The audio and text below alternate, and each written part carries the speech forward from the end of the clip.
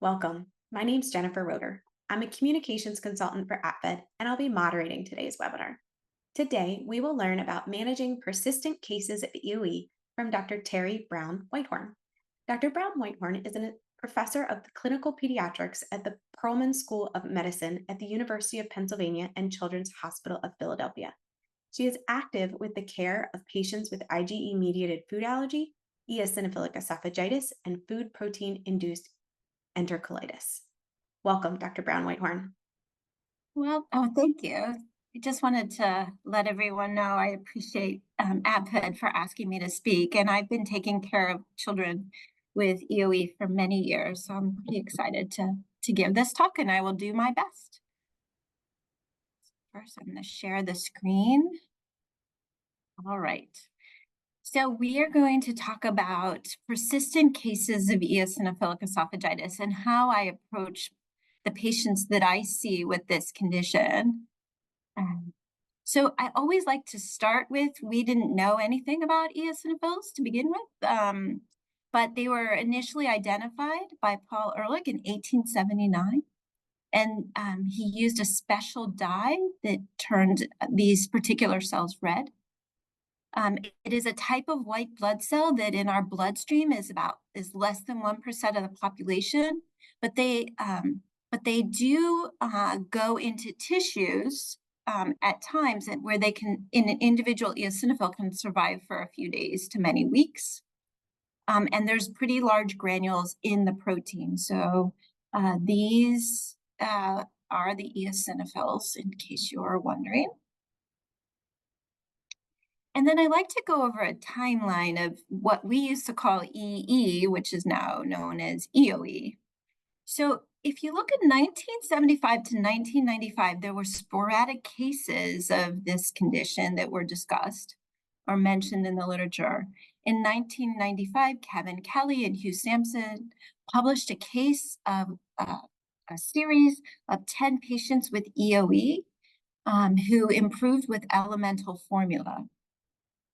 And then I'm going to throw in our data, but in 2006, the hospital identified this as an important program. Many programs are important, but we developed the Center for Pediatric Eosinophilic Disorders, in which, and what was novel at the time was that in these clinics, a patient can be seen by GI, allergy, and nutrition at the same time, which I feel has been helpful.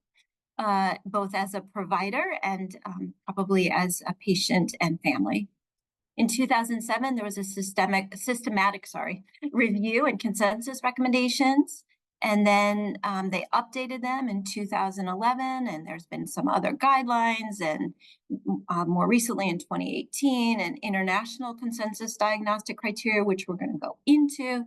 And then in 2024, there were over 4,200 publications regarding EE or EoE.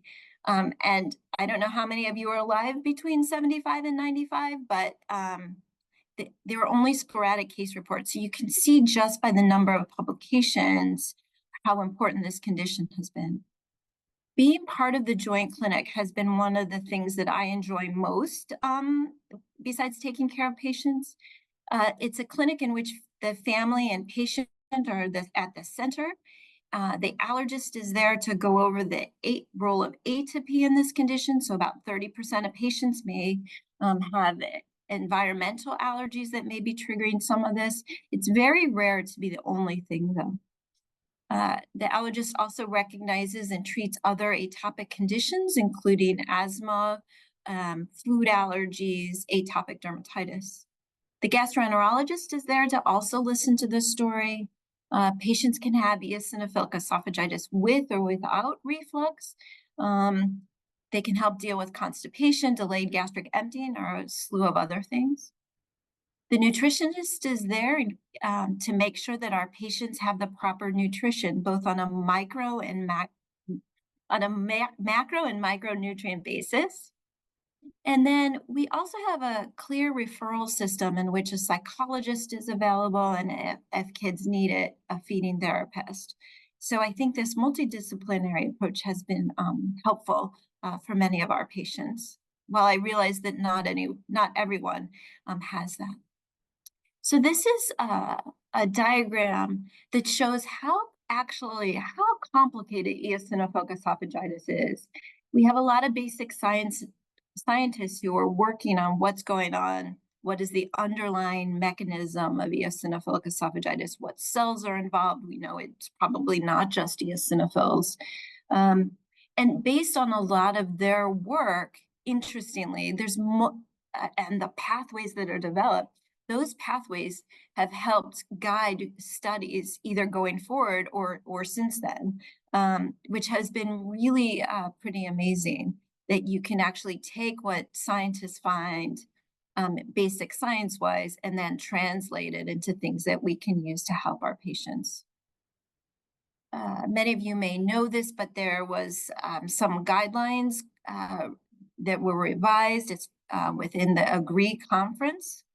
And what that did is that we knew and know that eosinophilic esophagitis is a diagnosis that's based on clinical symptoms that's related to esophageal dysfunction and biopsy. So the biopsy has to be abnormal.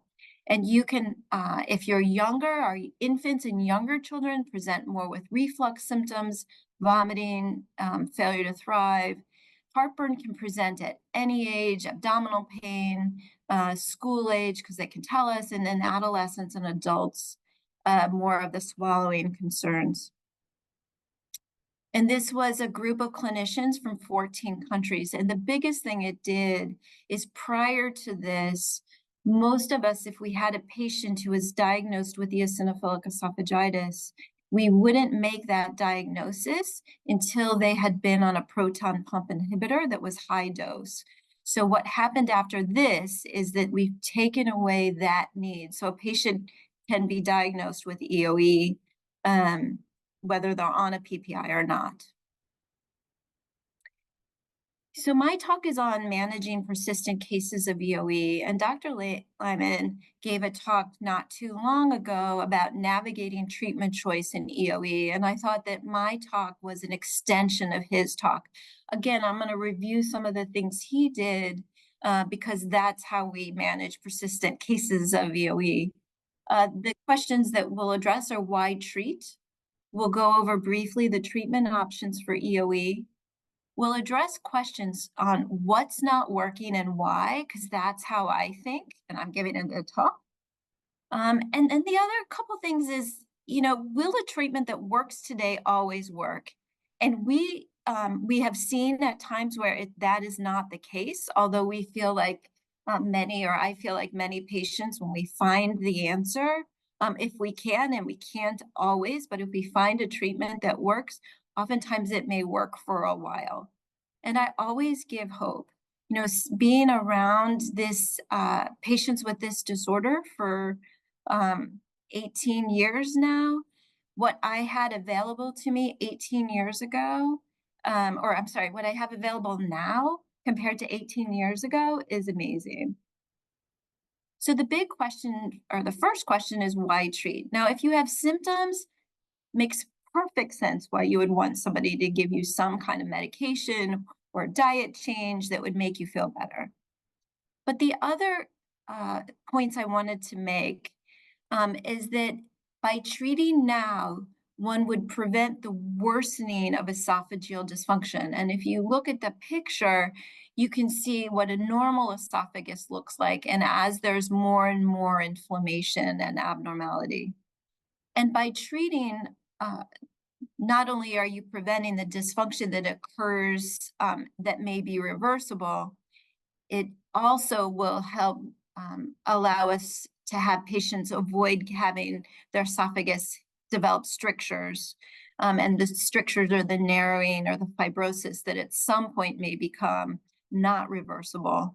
And the symptom that one may present with is impaction, especially as people get older. When I reviewed the presentation of children with eosinophilic esophagitis or babies, one of the things that people often look for is failure to thrive. But what I had forgotten to point out is that not all children, not all people with eosinophilic esophagitis have growth concerns or have fallen off the growth curve. Some do for sure, but I just wanted to mention that. The other thing we have found is that the children who are the patients that we've seen who are lost to follow-up, of those who come back, they often all come back with problems with swallowing food, and have developed some fibrosis, as well. So that's why we're treating. We want to prevent that. So this was an algorithm, I guess I said as of 2024 because I added a few things, but Melanie Ruffner, one of my colleagues, and other colleagues within our division have made this algorithm. And so it's important as a family to know what the treatment options are, as of right now. That doesn't mean in 3 years you may not change your mind, or you may change your mind, or you may keep things the same. So the first, and I'd like to focus that it is a shared decision-making process, whether you're the patient as an adult or if you're the family and you have a younger child. So there's a variety of treatment options that exist, that many of you already know about, and Dr. Lyman went over, but I thought I'd point it out. So a proton pump inhibitor is an option, and we typically recommend high dose, and there's 2 reasons. One is that it may help if somebody has concomitant reflux, but the other thing it does is it works on the esophageal tissue itself to decrease inflammation. And we have found in others that it works in about 30 to 40%, and those effectiveness, those may vary depending on what study you see. But what I usually tell our patients, or my patients, is that your child is not a statistic. For you, the medicine either works or it doesn't. But oftentimes, or the diet therapy either works or it doesn't. So I just wanted to point that out. So proton pump inhibitors are typically our first line, but not always. The other options are elimination diet, and they range from 4 food, 6 food, 1 food, 2 food. Usually one would rely on a detailed history to try and figure that out. The most common cause, depending on whether it's in your diet or not, is milk plus or minus wheat. We recently at our institution just had talks on eosinophilic esophagitis for providers and learners. And one of our adult colleagues came over and talked about what it's like taking care of adults with EoE.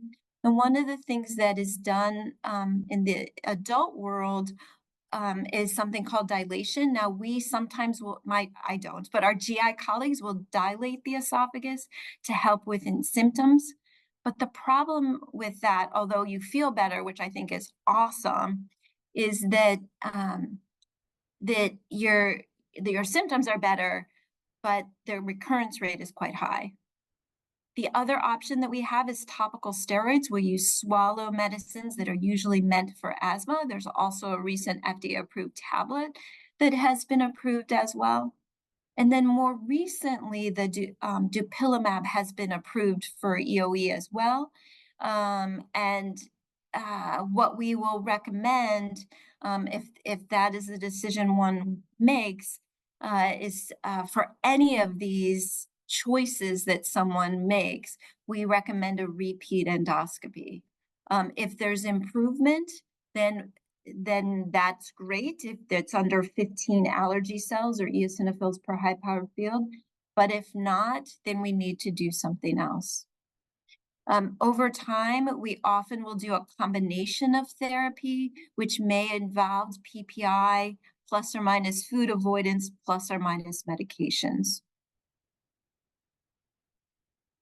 So there's a variety of treatment options. So the options, I think that the key thing is that the options that you pick today may not be your forever therapy. We often talk with families and kids, what therapy are you going to be able to adhere to? And if your diet is already limited, or if your child's diet is already limited, can you even limit anymore? And the other thing I stress to our families is if somebody has not really been following a plan, whatever the plan is, don't rescope. So this was a paper in which we published, or they published, our colleagues published, looking at combination therapy. So instead of picking just one option, if you put a combination, will people get better? And so this was a study with 63 patients, age 1 to 21. And the odds of clinical improvement were 4.6 times higher with a combination therapy versus a single therapy. So you can see that with a combination therapy, there was a 90% success rate in this particular cohort compared to swallowed steroids and food elimination. So oftentimes in our patients with persistent issues, we will utilize more than one modality. So I was trying to figure out how to give this talk, you know, and it came to me like, well, the biggest question is, why is the treatment option not working? So there's a variety of things. Either the treatment just doesn't work for you or your child. The patient is following the recommendation, but missed out on key instructions, and all we need to do is optimize the plan. The patient isn't following the recommendation, or we're missing something. So that's how I was thinking of this when asked to give this talk for APFED. So what is not working? So I thought I would do a variety of scenarios and go over some questions. So with this, what is not working? So let's say we have a patient who continues to have symptoms and an abnormal endoscopy. And so what are we going to do? So there's 4 examples. We'll go through each one. But a 2-year-old with EoE, reflux, picky eating, decided to remove milk and start a PPI. And so the questions that I ask as a provider are, how strict is the milk avoidance? Did the child recently have a cupcake that had dairy? Is the child eating cupcakes or muffins or something like that have dairy in it unbeknownst to the family? Is the child really taking the medication? We can prescribe it, but if the child is spitting it out, then the child is not getting the medicine. And what happens if you switch to a different, from a cow's milk, from getting 24 ounces or 20 ounces a day of cow's milk, and switch to that same amount with a pea protein milk, an oat milk, or soy milk, where the child wasn't getting that much of the other alternatives?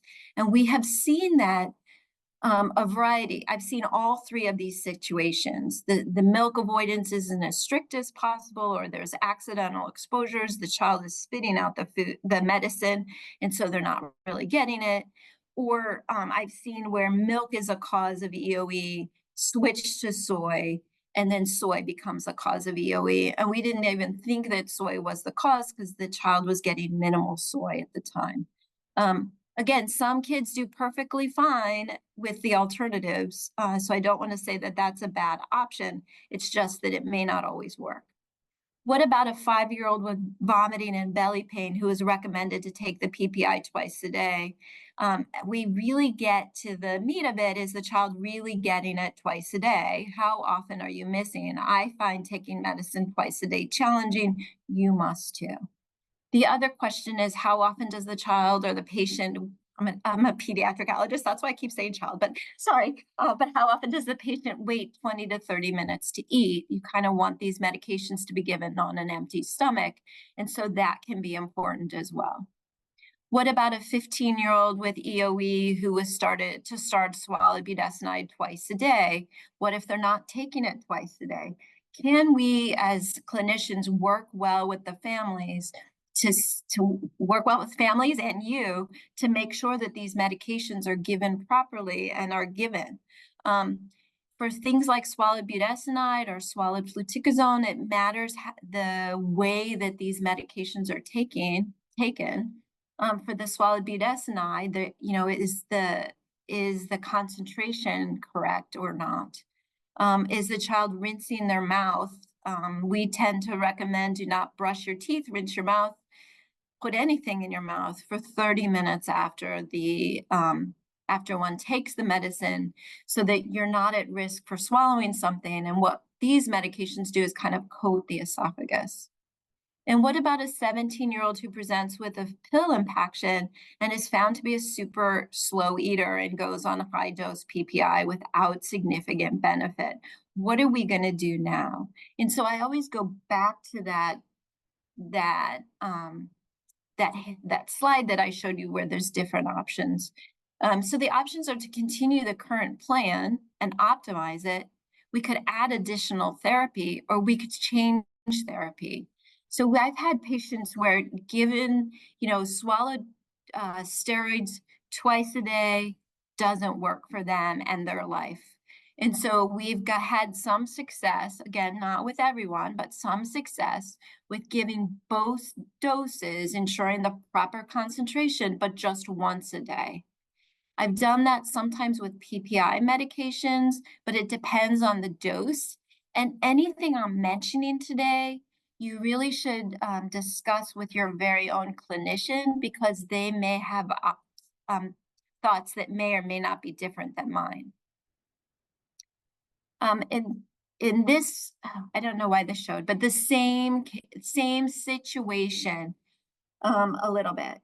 And I'm sorry that I didn't do the animation properly on this, but this is the same 4 categories of children: 2-year-old, the 5-year-old, 12-year-old, 17-year-old. But what's different about this slide is what is not working. So these are patients who have persistent symptoms, but a repeat endoscopy is normal. So why is that happening? And that is really frustrating.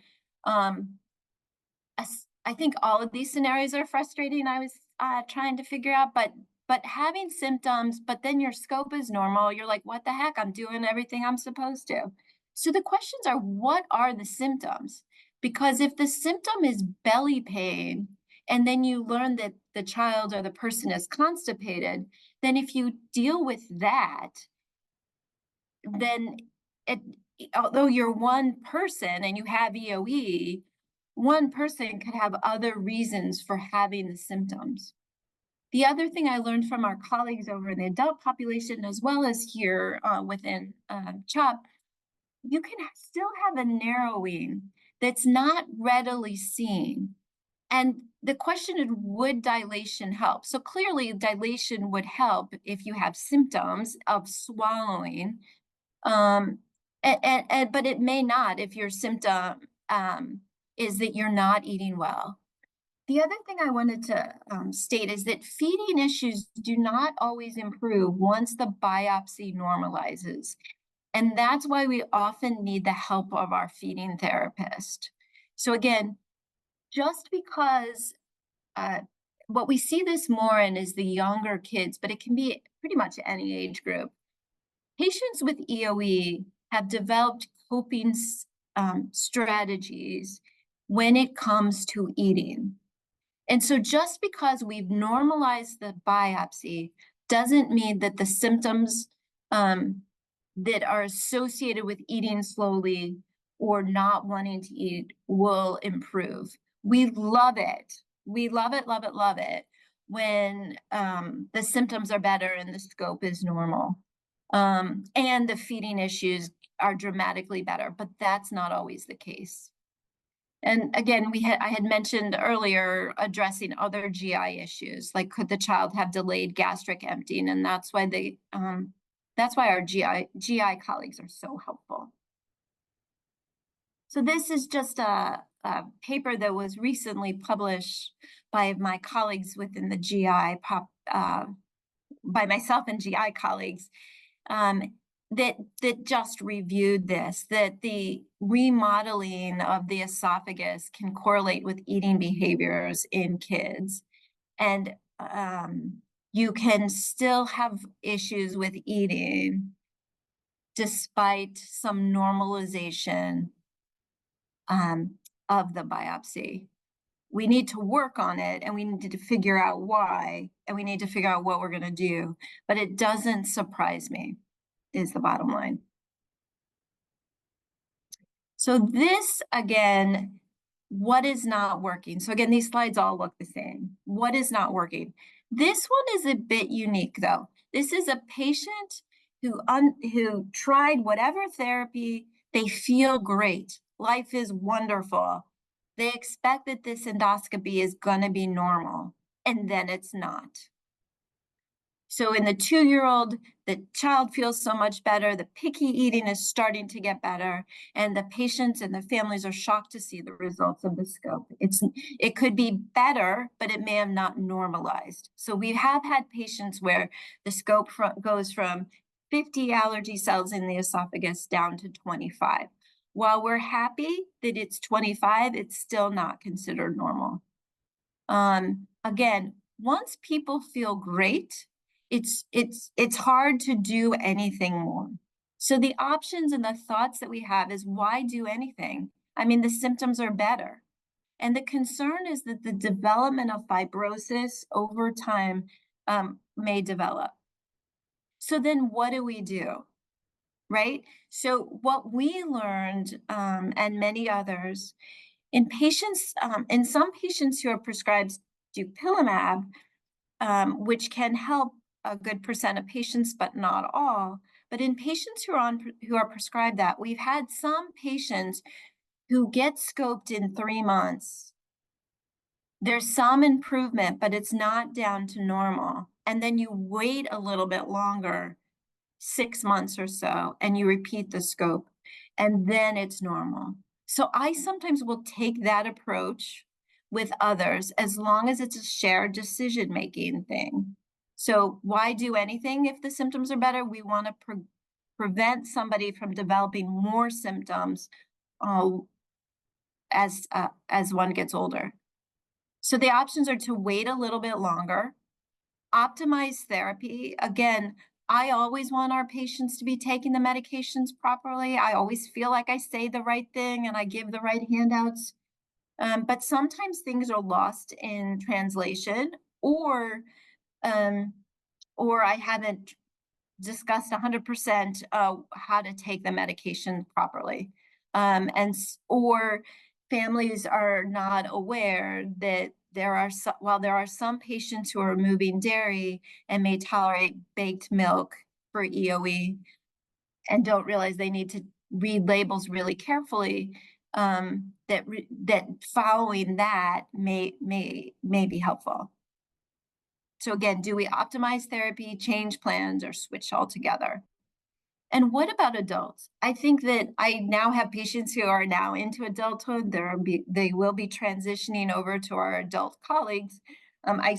But those patients I've seen for years, or at least since they've been adolescents. But there are certainly adult patients who present for the very first time to the emergency room with food getting stuck or problems swallowing or go to GI. And I think overall, the approach is very similar. Right now, there's 4 or 5 options for therapy. You need to ask the same questions, or you need to answer the same questions. And the biggest question is, what would you like to try to do? So if no one wants to get food stuck, that's a terrible feeling. And if one option is to remove foods, and you know that there's no way you're going to remove foods, then that is probably not the best option for anyone. What about patients with concomitant disorders? And I wanted to bring up them, not that they're more at risk for persistent EoE, but patients that I think about a little bit differently in terms of recommendations.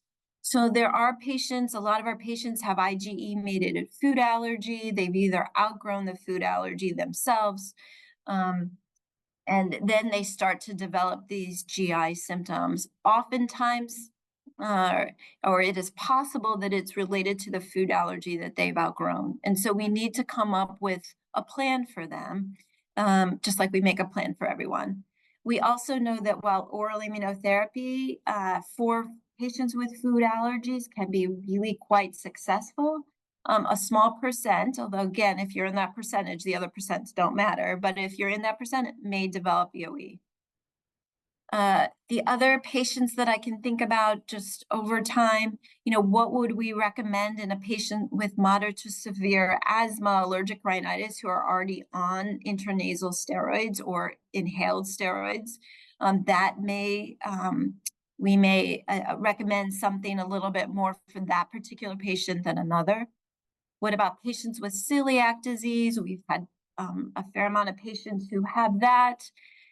They go off gluten. They also have eosinophils in their esophagus. And unfortunately, the gluten removal certainly helps the celiac disease, but doesn't help the EoE. We've also had patients with concomitant inflammatory bowel disease and a variety of other conditions. So we look at every patient individually and give them similar options. There's also a cohort of patients who've tried everything and their technique is perfect. And we really think that the plan is going to work, and it doesn't. And so what about those patients? They're doing everything right. They seem to have tried everything. They've done a combination of therapies. And again, I can't speak to individual patients who are listening to this, but what do we do for those kids? And what do we do for those people? And the answers, number one, I do say always have hope, because like I said, I've seen it. I've seen where we haven't had options for people. And now with newer studies, newer biologics, for some of those people, those medications have worked. We didn't have it 18 years ago, but now it's something we can do. But what about 2024? What about patients where nothing seems to work? So the first thing, if the patients are really severe, some of us clinicians may consider it a short term systemic steroids. Again, it's not done very often, but if a patient has a lot of symptoms and you want to get the eosinophil away, then patients can take systemic steroids. That's different than the swallowed steroids. Although they're both swallowed, the swallowed steroids that I was talking about are where it coats the esophagus. The systemic steroids are steroids that are much higher doses that go throughout your body. And we have found, and colleagues have found, that they're pretty effective at improving symptoms and histology. If you look at the older studies, the older data, 95% of patients will get better. The problem is, there's two problems. One, you can't stay on those medications long term. You can have bone abnormalities, poor growth, adrenal suppression, not good. You don't want to trade one problem for another. So it can be used short term. But when you stop it, the symptoms come back and the number of eosinophils in the esophagus will also come back. The second option that I think about is dilation. So if a patient has significant swallowing issues and they're not doing well, then a dilation will help in about 95% of patients. But the symptoms will recur in the majority of patients within months. There's possible side effects of doing that kind of procedure, not necessarily common, but possible. And you're not getting to the root of the underlying inflammation. The next option that I always think about, but is really hard, and when we started doing this in 2006, 2007, 2008, again, it was more pediatric based or, with the little ones. We also know that elemental diets, removing all food, similar to what Kevin Kelly and Hugh Sampson had done, that elemental diets do help. It helps with symptoms, can help, and certainly can help with with the esophageal biopsies. But that is very challenging to do, very costly. And, although that is an option. I think taking all food out of one's diet and going on these formulas, while they've improved some of the taste for sure, that is really challenging. Although that it can be an option. And then what happens is, because you've removed all food, one doesn't know what food was the actual trigger. And what I failed to mention before is that allergy skin prick testing and patch testing hasn't been as helpful or successful over the years as we once thought. And so there are still some places where it's used as a guide, but we haven't found it to be as helpful as either removing the most common foods if they're in your diet, or the 4-food or 6-food elimination. Although the 4-food, 6-food elimination diet is also quite challenging. Again, you can only do this with a nutritionist, in my opinion. The other thing we've done is a modified elemental diet. To me, in my brain, that means they're on an elemental diet. The majority of calories and good nutrition is from the elemental formulas, but you've allowed the patients to have some foods, and the patients are very aware of what foods they're eating. And again, we work together to try and figure this out. And then I always give patients hope. I mean, years ago, we didn't have dupilumab as an option for EoE, but now we do. And so again, it may not work for everyone. I know it's not going to work for everyone. I wish we had the one thing that would work for everyone, but at this point we don't. But we do rely on the research that's being done, both basic science that has become translational. The other category of patients that I think about are, what about our long-term patients? Patients I've known for years, I guess that's the definition of long-term, but patients whose EoEs has been well controlled. There's improvement in their symptoms, there's improvement in their scope, but over time develop symptoms that leads to a repeat scope, and it's abnormal. Or the other thing that we've seen that can unfortunately happen is that a patient has no symptoms, but a surveillance endoscopy is decided to be performed. And before there's lots and lots of questions, no one knows how often one needs a scope once it's normal, but sometimes we'll repeat in a year or two just to make sure. Again, not everyone does that, but unfortunately, sometimes when it's normal, you're like, great, let's keep going with the plan as long as you're happy with it. But if it's abnormal, then we need to figure it out. And so then we sit down, we talk, we go over the options. We want to get a good history of what happened. Were there any changes? Are you still following the plan? Are you missing doses? Are you eating something once a week that you used to not eat before? Again, if one chooses diet restrictions and then over the course of time has added some of those foods back, you need a repeat scope.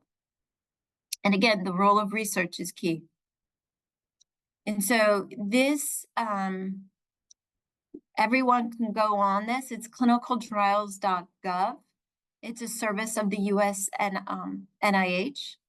And I just copied what the prompts are. So the condition and diagnosis you would put is eosinophilic esophagitis.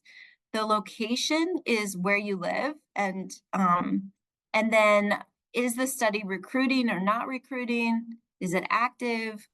What phase of the study are they just? Is it a phase in which they're seeing if a new product is safe, or are they looking to see how effective it is? And you can see a variety of things. So if you're interested in any of these options for those with persistent issues, or even not persistent, you can certainly go online and see these. So my goal with each of the patients that I see is to listen to the history closely. It's very important to have a clinician who listens to you. You know that you either know yourself better than anyone else, or you know your child better than anyone else.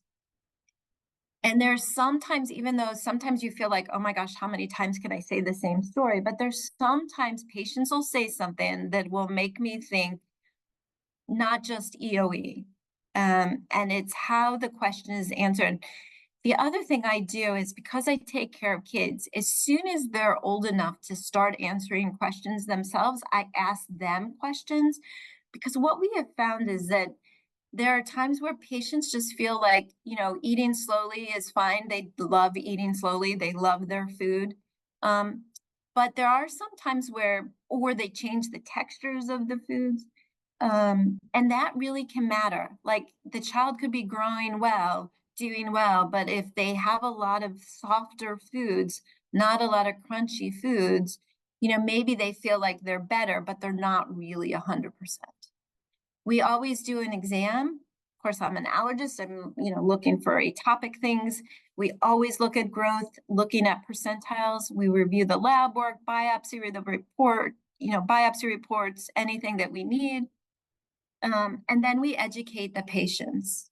And I see patients with EoE at least twice a month in those clinics, but in my regular clinic days, I often will have 1 or 2 patients, probably a day, on top of the full clinic days where we have EoE with my colleagues. But I spend a lot of time educating the patient and the family. These are the treatment options that we have as of 2024, and I'm going to work with you to do the best that I can. What you as patients and families need to realize is that I only have so many options, and I'm willing to work with you for sure. But we need to find a plan that patients are willing to try, and then try them. Now, again, if you try something and it's not working at all, and the symptoms are still pretty severe, do you proceed with an endoscopy? It depends. I think that depends, and it depends on what the symptoms are. The other thing that families need to know is that EoE is thought to be a chronic condition.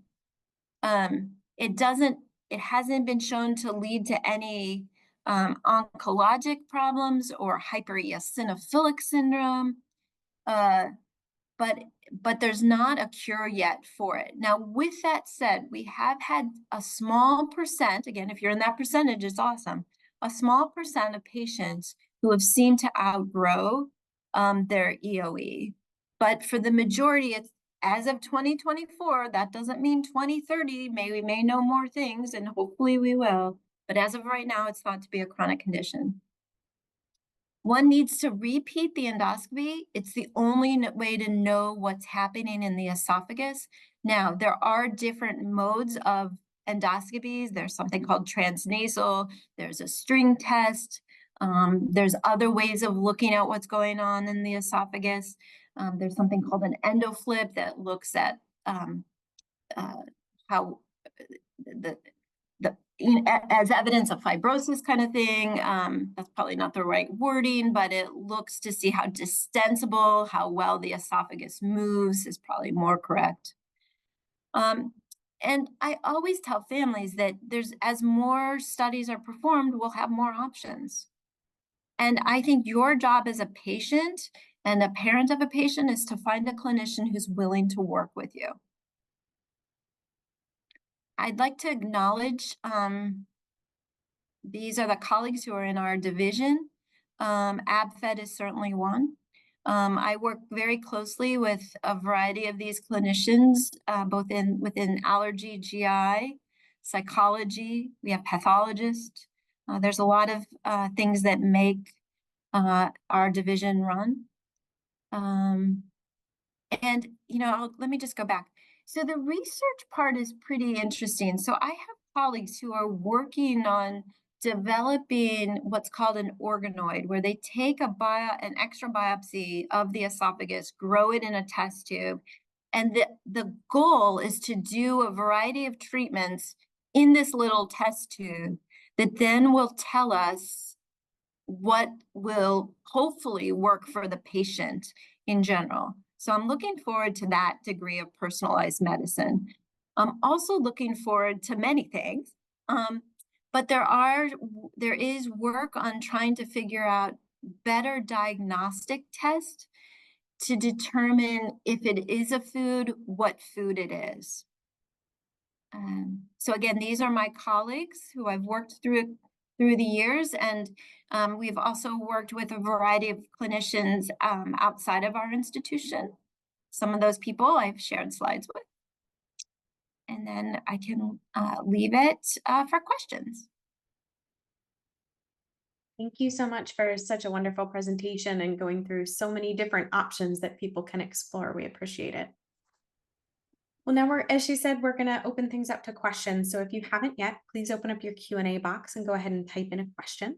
We're going to start going through those and having a great discussion here. All righty. I'm going to do my best. We appreciate it. Thank you so much.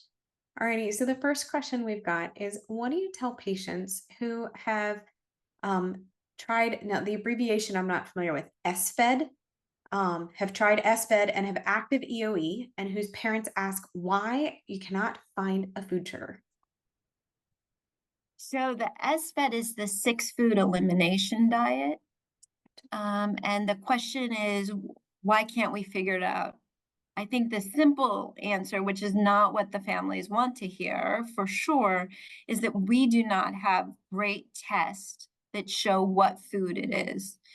I feel like if you meet with a nutritionist or somebody who can spend time with you, sometimes we can figure it out.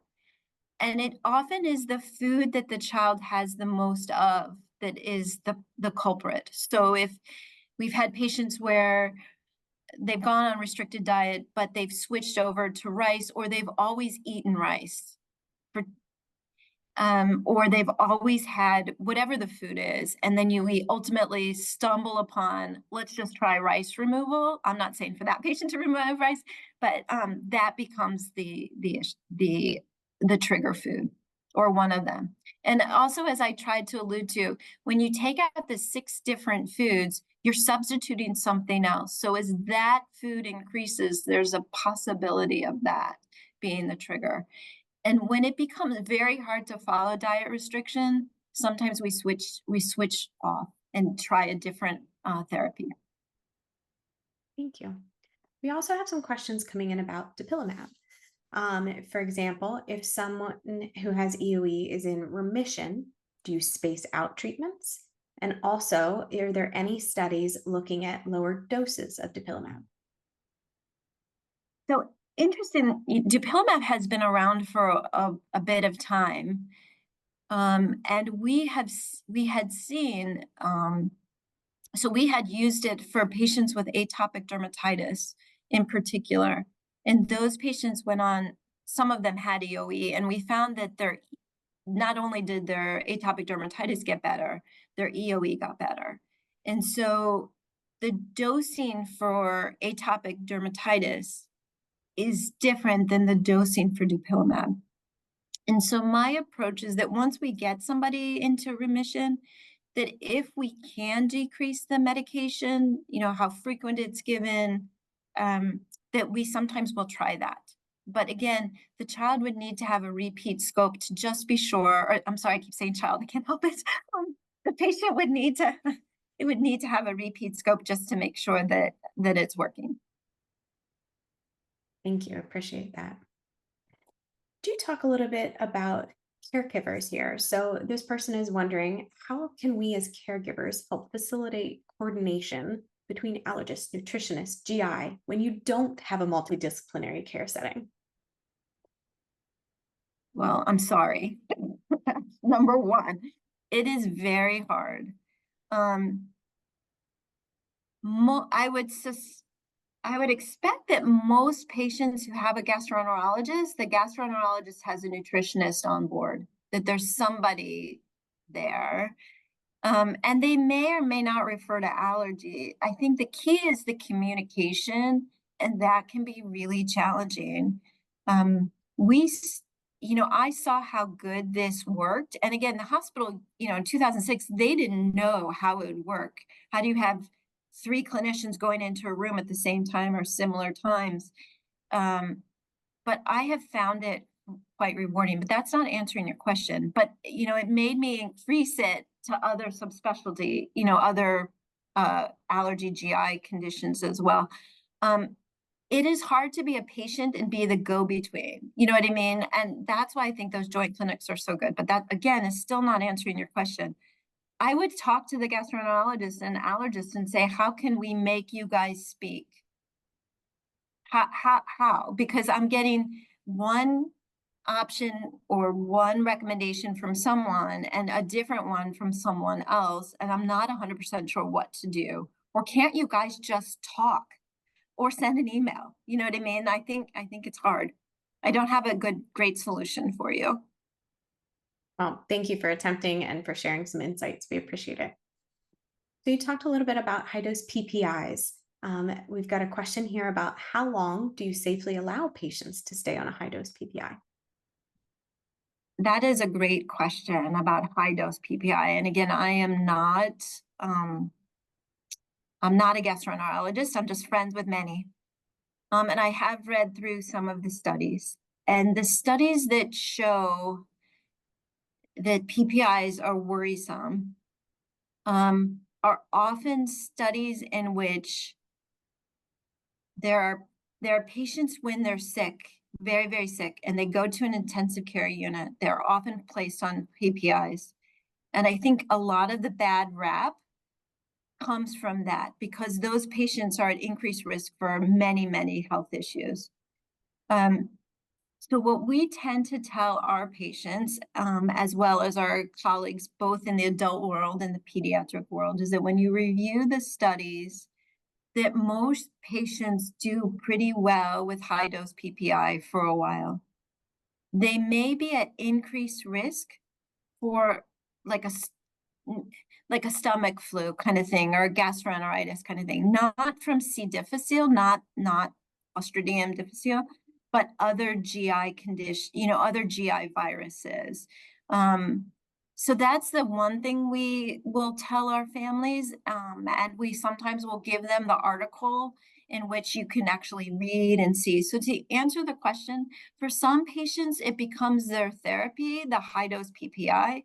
But what was alluded to before is that if the high-dose PPI works really, really well, I'm not against trying to drop the dose and repeat a scope on the lower dose and see if for that particular patient, what dose works. So we do have patients on it long-term, both in the pediatric population and the adult population. Again, we see these patients regularly. These people should be seen on a regular basis because if you would want to switch your therapy, then that's the, you know, you always have an option. I've seen it before where a patient, where high-dose PPI worked, but for whatever reason, the family didn't want to be on medications. I get it. And they tried milk avoidance. And for that particular patient, milk avoidance worked. And so they had a couple options. Again, the talk was persistent disease, but I've also seen kids where swallowed Flovent works really quite well, but they don't want to be on that long-term or all the time. So they do that during vacations or whatever. We just work with the families. We've got another question here from someone whose son was diagnosed with EoE a year ago. They have multiple severe food allergies. He's currently avoiding eggs, peanut, tree nuts, and milk. And they've also had some scopes that currently came back worse after removing dairy. So they're curious, like, should they consider eliminating additional foods such as wheat? Like, I guess, so at what point should you consider eliminating additional foods? I think that if they've been very strict with the food that's being avoided, the question that I would have is, what did they substitute dairy for? And is there a lot of it, which wasn't in the diet before? Or what other food is increased in their diet? And so I think working with one's provider would be helpful. But I think after the scope that says it's abnormal, I would come up with a different plan or ensure that the plan that was recommended was done.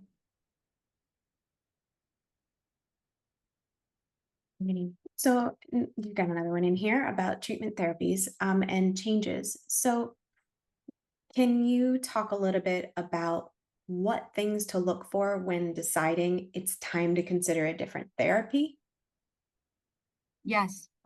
So I see these patients all the time, honestly. I think if a patient is on dietary therapy and it's affecting their overall well-being, I mean, I could only have so many slides, for this slide deck, but I think the well-being of the patient and the family, besides the symptoms, besides the scope, is of paramount importance. So if you find that milk and wheat avoidance works for you, but then you're missing out at birthday parties and people are crying, and the younger and kids are crying, or they're sneaking the food because they want it so much. They're not being bad, they just want the food.